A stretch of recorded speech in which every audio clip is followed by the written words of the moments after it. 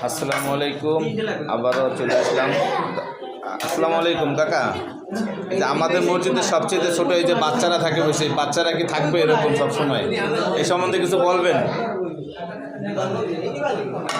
আমাদের মসজিদ হচ্ছে আজকে ঐতিহাসিক একটা মসজিদ। এই সমাজটা ঐতিহাসিক সমাজ, যেখানে ছেলেমেয়েরা আছে সেখানেই তো ইসলামের কাজ সুন্দর হয়।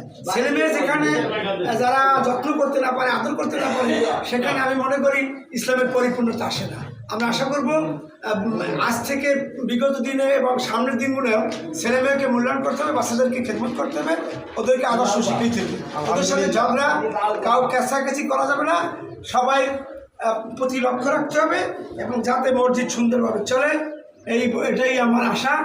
আল্লাহ যেন মাহে রমজান সুন্দরভাবে পালন করবে। ইনশাআল্লাহ। শুনলেন তো, অবশ্যই আমরা বাচ্চাদের প্রতি নজর রাখবো ইনশাআল্লাহ, যেমন করে আমাদের মসজিদে রাখি। ধন্যবাদ। আসসালামু আলাইকুম।